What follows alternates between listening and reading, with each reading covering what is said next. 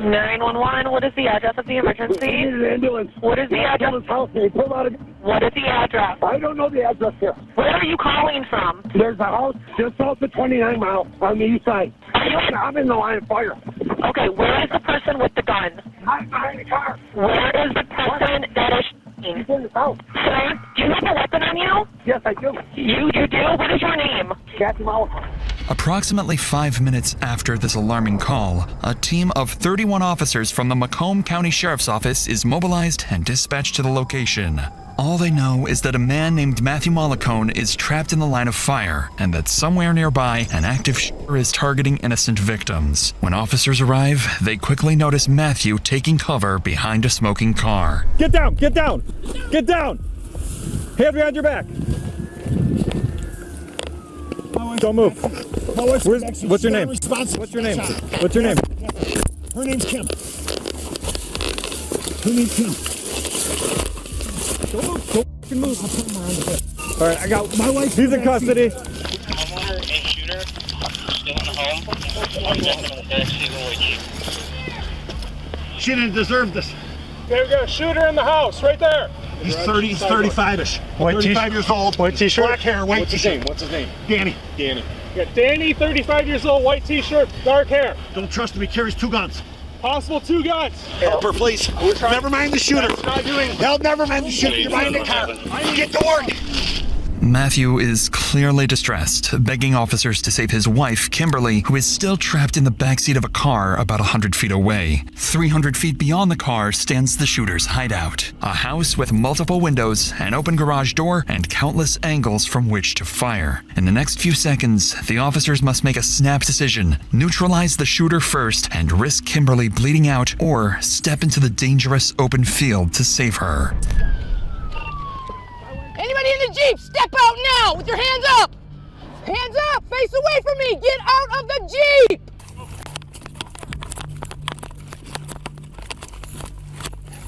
I got you. Take care of her. Shit. All right. Let's go. Come this way, Mark. Come this way, Mark. Covered. Kim! Get in there! Ambulance! Do we know how many shooters we have in the house? You pulled me in front of the front door. Pull her this way. Pull her this way now. 5 feet. Come on, let's go. Come on, man. It's time to start shooting. So at the time, This ambulance needs to get through. She's more important than that asshole. She don't deserve this, man. Hey, get to work, please. Please, I don't care what you know. You gotta get to work. You need to get back over here. Lay down. You, it's my wife. Get to work, please. Please. Please, I'm begging you.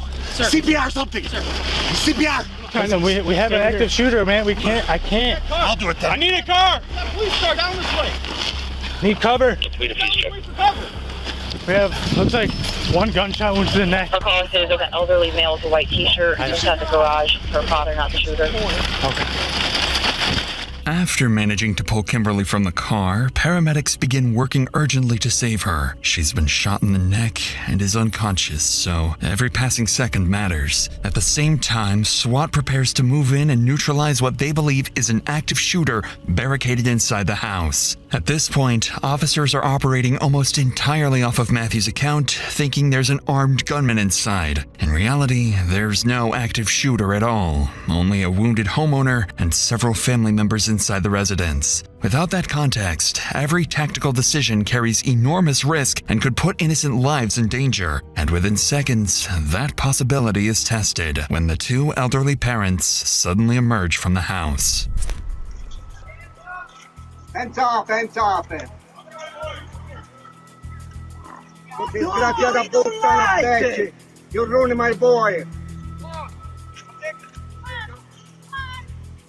Cappiti scerare, bitch! No, if you know, other than her. Come on, walk out to us. Come here, sir. Right behind you, sir. That's secure. Come here. Sir. How many? Come on. Sir, stop 1 second. Ma'am, you keep walking towards me. Stop. Come on. Here, Right here. Come here. Over here. Hands behind your back. Right. Hands behind your back. It's okay. Who else is in the house? my daughter alone, my little grandchildren. 2 little children? My daughter, Gabriela. Your daughter, 2 grandchildren, dos. and your Yes, son. my Where's your son at? in the floor. Yeah. Right here, Salvatore. Couple out of a piece back next to your left foot. Because of a language barrier, officers are only able to piece together fragments of what the elderly couple is saying. It sounds like their son is wounded inside the home, along with his fiancée, sister, and 2 children. Strangely, the couple themselves appear unharmed, despite having just exited the same house where the alleged gunman is believed to be hiding. This observation leads officers to believe that the wounded son inside the house is the gunman Matthew claimed had been firing at him when police first arrived. But before they can reassess their strategy, someone else suddenly rushes out of the house.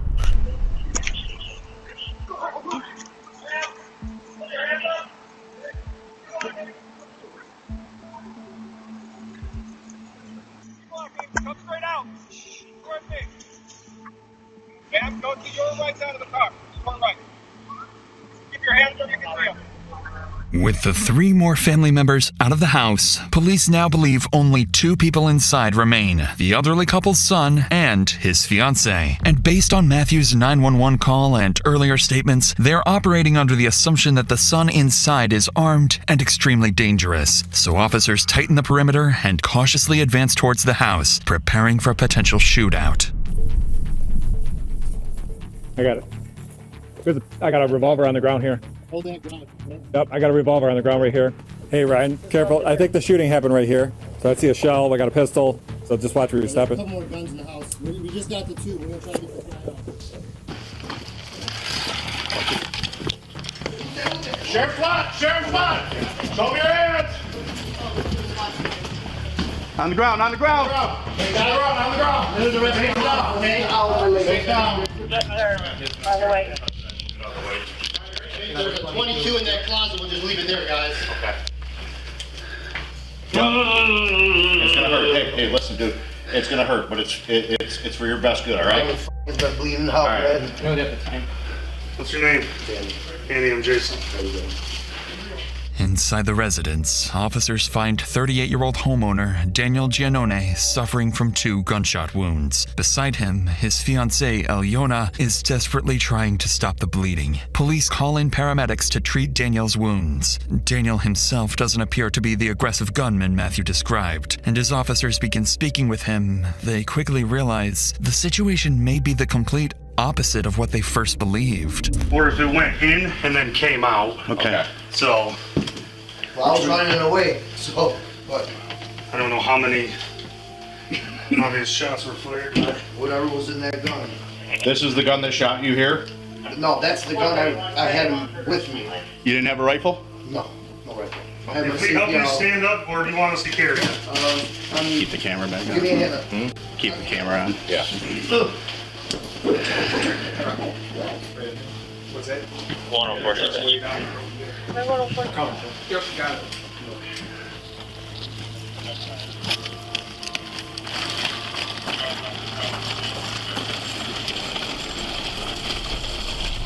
By some miracle, officers finally managed to stabilize the scene without further casualties. Following this, Daniel is placed on a stretcher and carried out of the house to be transported to the hospital. Thanks to his fiancée's quick efforts to control the bleeding, he has a chance to survive. However, the outcome is different for Kimberly, as on the other side of the property, paramedics reach a grim conclusion. Yeah. No. She's dead. We got an active shooter scene going down in Monterey. We can't leave her, but we can't just take her because she's. Tragically, Kimberly does not survive her injuries, leaving behind her 3 children and her husband Matthew, still unaware that she's dead. With that, the case immediately turns into a homicide investigation, and police must determine exactly what happened, as it's clear something isn't adding up. Just a few hundred feet away, Matthew is placed in a patrol car and transported to the station.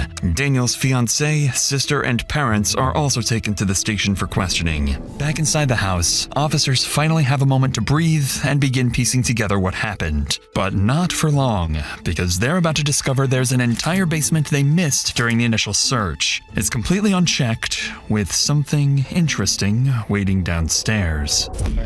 We got enough of these. I'll pick them. We cleared it pretty quick, so just take a good look around. I know there's a Ruger 1022 in one of the closets. Okay. All right. You clear piss check? Clear. Ryan? All right, come in with us. Come out here. You go with Justin off the list. Yeah. Finish clearing that.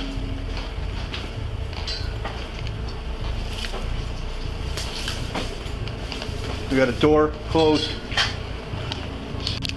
Separate room from where I'm at. And call to the Jefferson House.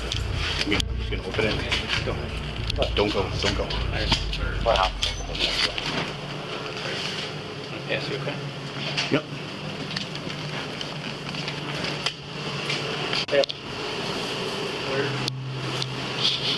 Room clear. Clear.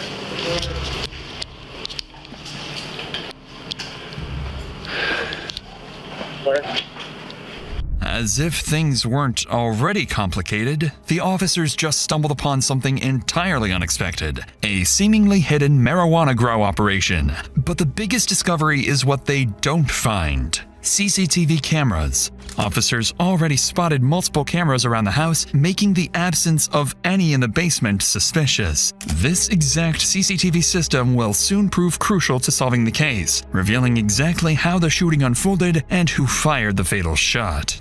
Beautiful. We got cameras. He's got cameras.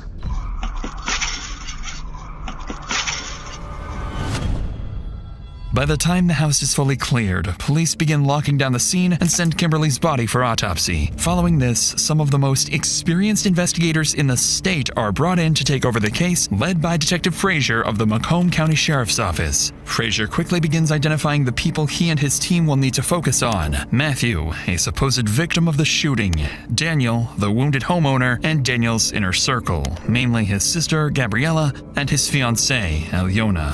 Despite the detectives' combined decades of experience, this case will push them to their limits, eventually leading to one of the most morally controversial trials in the state of Michigan, and forcing detectives to make one of the hardest calls of their careers: letting the man who fired the fatal shot walk free. It's now 3 hours after the shooting, and based on preliminary statements from responding officers, investigators believe they may be dealing with a volatile dispute between two families, with multiple shooters in the picture. So they need to determine what sparked the conflict and who fired the fatal shot that ended Kimberly's life. However, there is one major problem ahead. In cases like this, there is no neutral ground. Every statement will be biased, and each person will blame the other side. Additionally, both primary suspects are temporarily off the table, as Daniel is being treated at the hospital and Matthew is too emotionally volatile to be interviewed. Still, investigators have to start somewhere, so they decide to begin by interviewing Daniel's family, starting with his fiancée, Alyona. Her account will be compared against other witness statements, looking for inconsistencies that might expose the truth. But for Alyona, this interview serves a different purpose, as she will slowly begin to realize that the man she plans to marry has been living a secret double life for years. Anytime you want to be done, just let me know. You're not under arrest or anything like that. We're just trying to piece together what happened. As I'm sure you are as well. Yeah, I would like to know kind of like... Okay. We like heard like little shots and I didn't, like for a second, I was like, oh, is like Danny like scaring the chickens with like a fake gun or something like that, because like we have 6 chickens and they always come to the front and we're trying to train them to stay in the back. Okay. Not that I wasn't concerned, but I was like, oh, maybe it's like the chickens. But then it was like shot after shot after shot after shot. And I was like, girls, like come over here, like stay away from the windows, and like, and then SWAT came in, like literally like hands in the air, like I guess, you know, whatever, I don't know, I guess that's how it works. So and then we were out, then we came out of the front door too. Based on Alyona's words, it appears she has no clear understanding of what sparked the shooting. In reality, she knows more than she thinks. She just needs the right questions to connect the dots. There's no way. There's who's no this way. guy at your house? He said stay away from my wife, so that's gotta be either somebody he's like Ellie. either been with or is with right now. Ellie? I don't know. Who's he been with? I know he was with the lady, but as What's her name? Kim. Okay. But as far as I know, they were like done. Okay, so why is he showing up at your house now? That's a good question now. I don't understand why she would come with him, like why she would bring him there. That's kind of weird too, though. If I was having an affair, I wouldn't exactly take my husband to the person that I'm having an affair with. Sounds like maybe things didn't end there. If this guy's showing up saying that. Great timing. Things are finally starting to make sense in the room, and it's becoming clear to detectives that Alyona's fiancé, Daniel, had a past affair with Matthew's wife, Kimberly. Yet Alyona seems clueless that the affair was still ongoing. She's convinced it ended long ago and that they were happy together again. Whether that's the actual truth remains to be seen.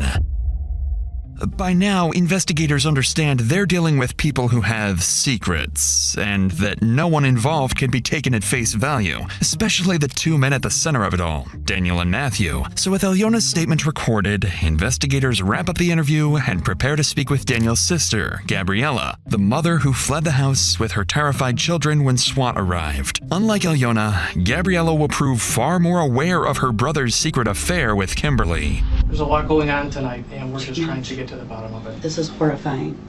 Horrifying this would happen in our home. My mom was inside. I could see them over at his house. My brother's barbecuing. They were hanging out. Girls were excited. DT comes. We start having a conversation, telling what's going on. Well, then I started hearing crazy rounds of gunshots.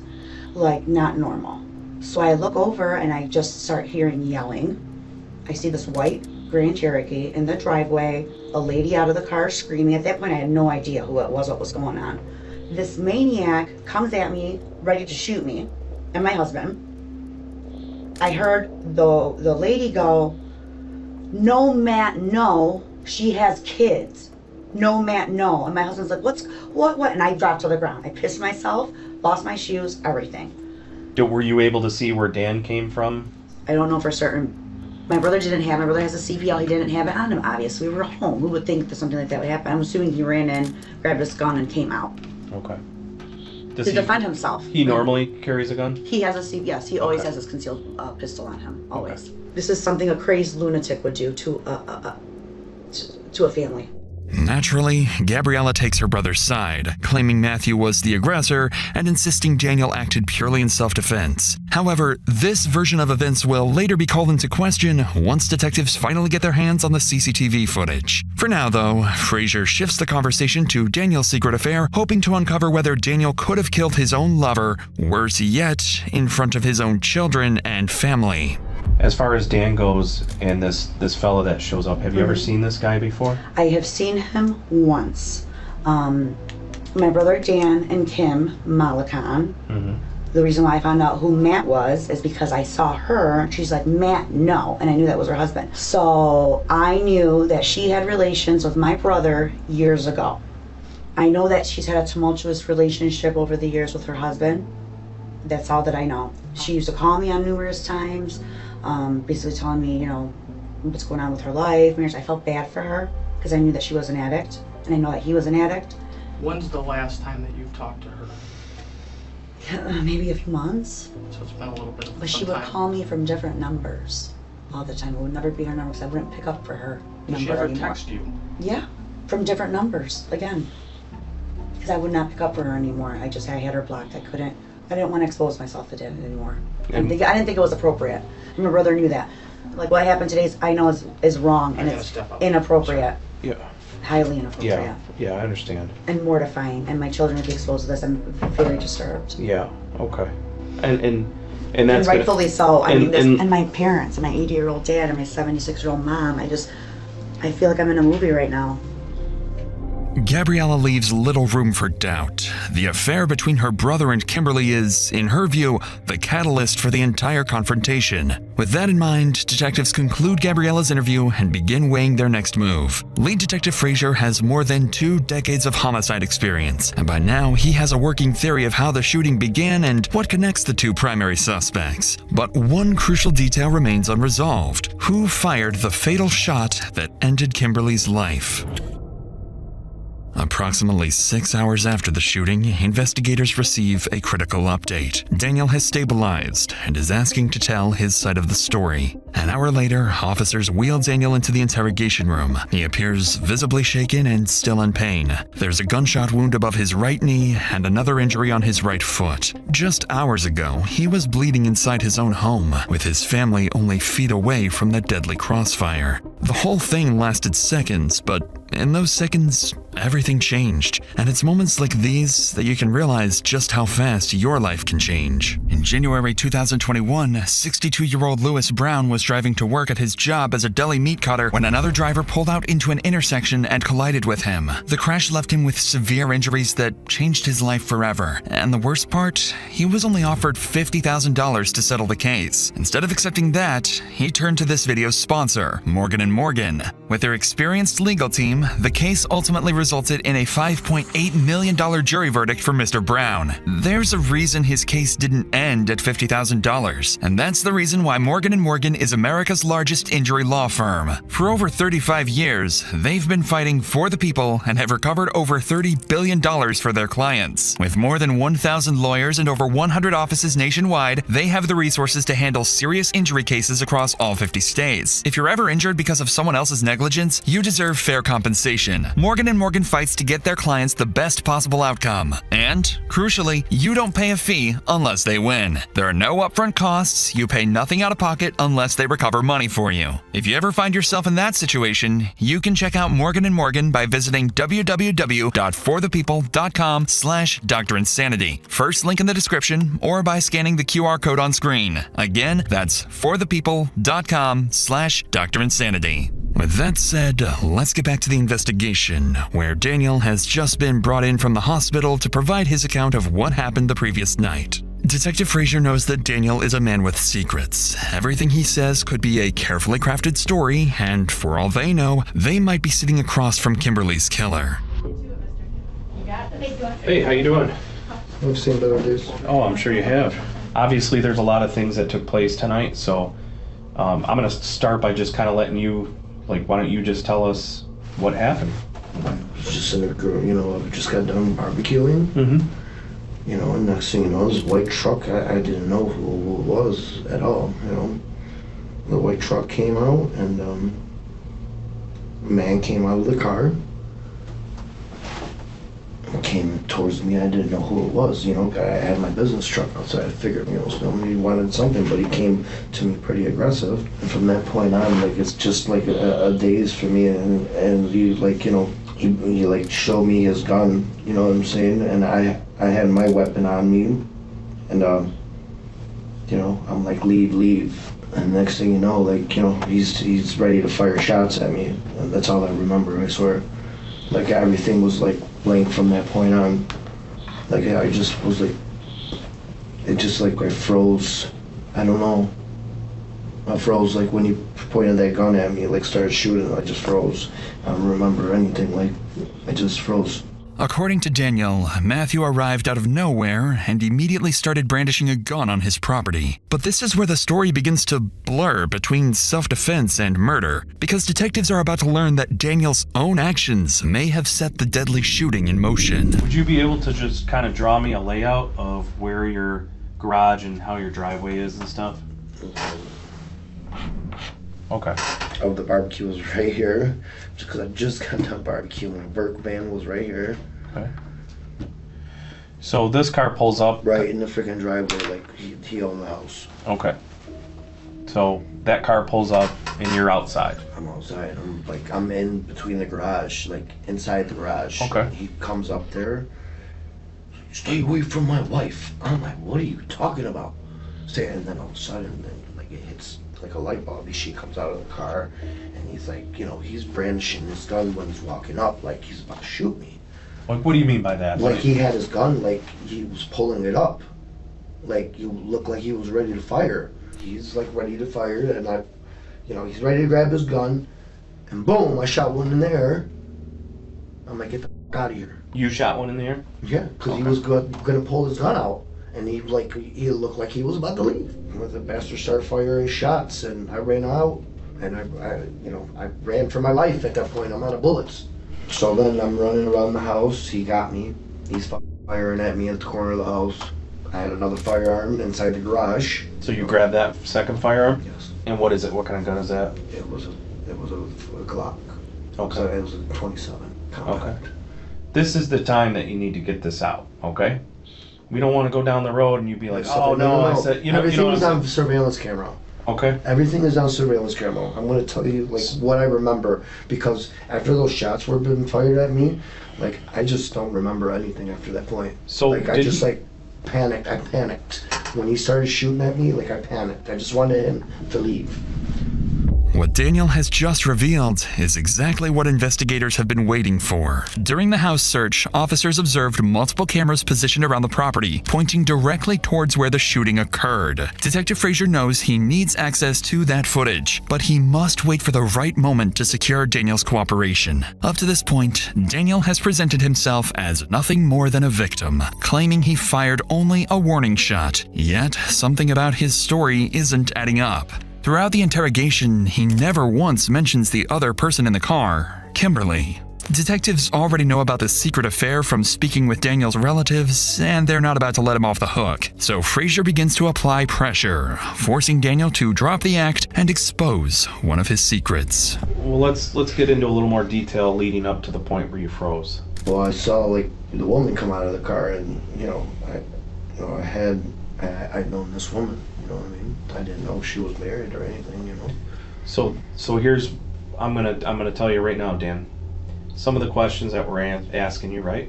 We might already know the answers to some of them, right? I know and I'm not trying. This is your job. I'm not trying to play games with you, and I'm not trying to act like I know something you don't, right? I'm trying to go home and get this done as fast as possible. Here's the deal, Dan. You know, obviously Kim was somebody that you knew, right? Yes. And you knew her on a personal level. Yes. Can you explain that to me? I've known this girl for quite some time, and ever since I met my wife, I've just parted ways. Okay. You know. I'm trying to put this together. We did get the information. We know that you had relations with her. Let's go back. I've had, right? yeah. But what I'm trying to figure out is why tonight? That's what I'm trying to figure Right, out. Danny, too. what happened recently? Why would this come to fruition tonight? Does I that make swear sense? on everything, I have no idea, because that's what my wife is telling me what is going on. I don't have any calls from, like, I don't call her, period. Now, I know in the past, your now fiance Had had altercations, some issues with her. Yes. Do you know if maybe these two started talking recently, or has she alluded to that maybe? Do you know if Kim knows that you're having a baby? I don't know. It's just Tuesday night, 9 o'clock at night. Why now? That's the same thing I'm trying to get at, because I've been with her in a long time. It's already been 2 years that was done. As soon as I met this girl, I was done. I'm like changing my life around, man. It's evident that detectives are onto something here. Daniel insists he hasn't seen or texted Kimberly for 2 years, something that can easily be verified once they access his phone. Though Daniel's phone holds something far more important to the investigation, CCTV footage. But once detectives decide to ask Daniel for access, his answer will raise serious suspicion, to say the least. No, me and my wife, man, we're best friends. Like, we do everything together. If I show you my phone, I'll show you the things that we do. We are always... How can I access your phone? Well, why you guys need my phone, though? Well, this is what's going to happen. We have your phone. We also have your fiance's phone. We're going to get the information one way or another. The other part of it too is it just goes to the other part of this story, right? Because obviously there's a couple sides to this story. You got your side, you got his side, right? Obviously his take on things is different than yours, right? It's gonna be, right? You're presenting us with your version. Yeah. We have another version. Guess what? We've got cameras that caught it all.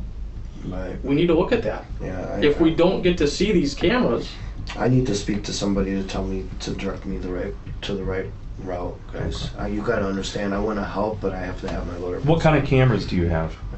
I have Ring cameras. Ring cameras, Yes, and they're surrounded. The You whole house. you said it caught the whole thing, right? And it should have, yes. I know what you're doing, Danny. You want to watch this first and make sure that it all adds up. No, I'm telling you guys 100% truth, guys. Honest to God, I have nothing to hide. I want to help you guys, but now, like, Are you worried about it? absolutely not. This man came to my house. I mean, this man came to my home. Are you into some other illegal activity that you're worried about on your phone? Absolutely not. No. Like, I know you have a grow. I have my license for it. I gotta speak you to know- somebody. If I could speak to somebody, one of Danny, my family real quick. members, to see what the hell, like, Real what quick, I bud. should do. I do want to let you know something though. In this situation, Kim, she's dead. So she was struck by a bullet and she's dead. So, I mean, apparently nobody told you that. I don't know what the hell happened if he hit Did her. anybody tell you that, Danny? Okay.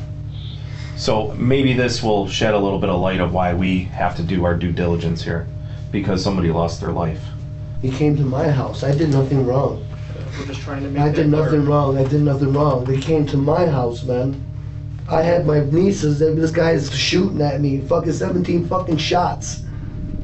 Needless to say, this is not what investigators were hoping for. Even after Detective Frazier brings up the marijuana grow operation in the basement as leverage to encourage cooperation, Daniel quickly clarifies that everything is legal and refuses to grant access to his phone without an attorney present, effectively forcing them to end the interview. With Daniel's refusal, detectives become more certain than ever that there's something on that phone he doesn't want them to see. Yet, the only other way to access it is through a search warrant, something far easier said than done. Now, it's Daniel's word against Matthews, a development that complicates the investigation significantly. The CCTV footage could have been crucial during Matthews' interview. With multiple cameras around the house recording 24/7, the answer to who fired the fatal shot lies somewhere in that footage.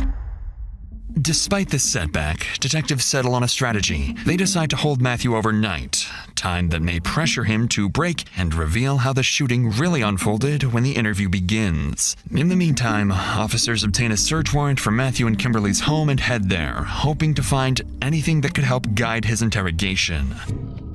When officers arrive at the Mollicone residence, they're initially met with signs of wealth and comfort, but that impression fades quickly once they step into the basement. Is it just the rifle on that table? No. No. Only Paul's in there right now. There's No, but there's definitely signs of stuff being thrown and shattered. There was definitely a struggle in his. It's clear that the basement was the aftermath of a violent altercation. Officers also discover cocaine residue and a straw, suggesting that Matthew may have been heavily under the influence of drugs and alcohol during the shooting. As they continue the search, officers locate multiple gun safes in the basement and elsewhere in the house. Upstairs, in the primary bedroom closet, they find a small, clear plastic bag containing cocaine. Taken together, the findings paint a picture of a home stocked with firearms and narcotics, details that will be crucial during Matthew's interview. With the scene documented, officers relay their findings to Detective Frazier, who decides it's time to speak with Matthew. He's been restless for hours about Kimberly's condition, still unaware of her tragic death. Is she okay? I wasn't out there, sir. I've been here the whole time. You can't find out for me? I told you we couldn't tell you, sir. Oh my God. No. God, help her. God, please. She didn't deserve this. What's up? Hey. How's my wife? All right, here's what's gonna happen. Is she okay? Matt? Yeah. If I unhandcuff you, you're gonna behave yourself? Yes, absolutely. Okay, we don't have any issues there? Okay, what? When I unhandcuff you, I want you to have a seat, okay, partner? Oh boy, it's not good. No, it's not good, bud. Is she alive? Is she alive? Hold on, relax, sit down. Is my wife alive? We're gonna talk real quick here, okay? Hold on 1 second. Oh my God. Tell me. Is she... Please. She didn't make it. She. Oh no! No! No! No! Oh my God! No! No! Oh my God! Was she shot in the chest? Oh my God! I'm sorry. I was next to her. We were trying to get the out of there as these shots were driving in reverse.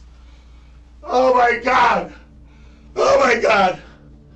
What has he done? Matthew appears devastated, unable to control his emotions. Yet, to Detective Frazier, something about his reaction feels off. Detectives like Frazier are trained never to take anything at face value, carefully watching for even the smallest inconsistencies in a suspect's behavior. And in the moments that follow, Frazier's instincts would prove correct, as Matthew's behavior is about to shift completely. What just happened? Psycho! That asshole! Oh my God! Did he make it? That's why my wife's dead, because I'm a horrible shot! What a psychopath. Do you want to tell me about it? Sure. This guy and my wife have been having an affair for 9.5 years. I found out about it 6.5 years ago. And I found out about it again 45 days ago. We were going to the house for her to tell him, stop calling me, I'm done with you. He's engaged too, you know. He's cheating on his fiancée, she's cheating on me, you know. She was gonna end it. Guys, I'll go with you. Make sure it's safe there, because he's got him and the girl there. After his emotional breakdown, Matthew suddenly regains composure, prompting Detective Frazier to question whether the reaction was genuine or calculated. But once he's calm, Frazier asks Matthew to walk him through the shooting step by step. It's a strategic decision to lock him into a specific version of events, especially because Matthew has absolutely no idea the entire confrontation was captured on surveillance cameras. Her and I get out of the car. As soon as I get out of the car, he comes out of the garage like this, like a police officer, right at my face. And I put my hands up. And I say, whoa, bro. And she screams at him, Danny. And I said, stop with my wife. As soon as I said that, he shot at me. I ducked around to the back of this car here. And I pulled my firearm and I started shooting at him. He ran this way. I said, Kim, get in the car. We got in the car, we were backing out, and he shot my wife. And the car stopped working. I couldn't get it in gear. So I got behind the car and I called 911. That's it. That's how fast it. When he shot my wife, the car like stopped somehow. And I got out, he was shooting at the car. I got out of the car and I was shooting back again. And he ran around the side of the house.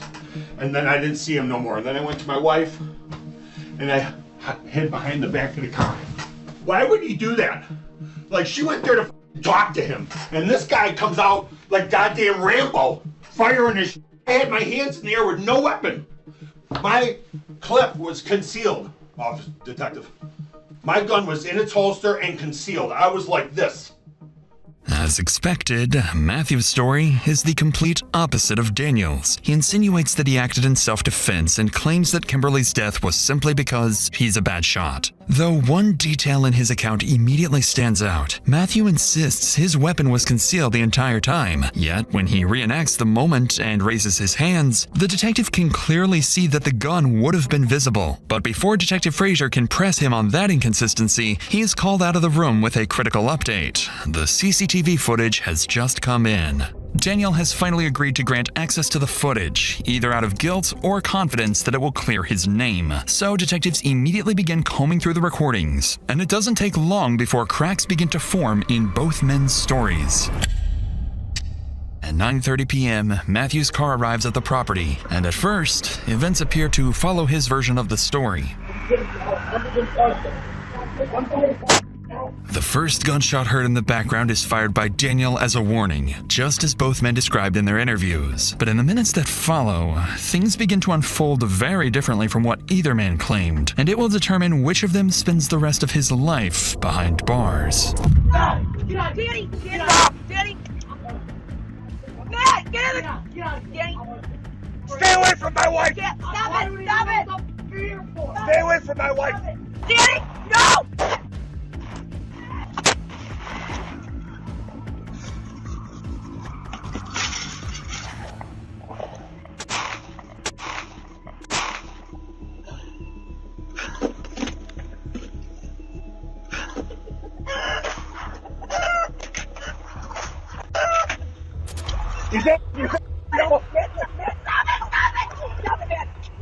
Who else has a gun here?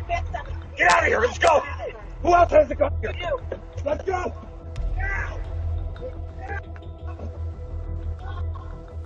Get out of here! In the chaos, as both men exchange gunfire, a single bullet tragically strikes Kimberly, and although Matthew was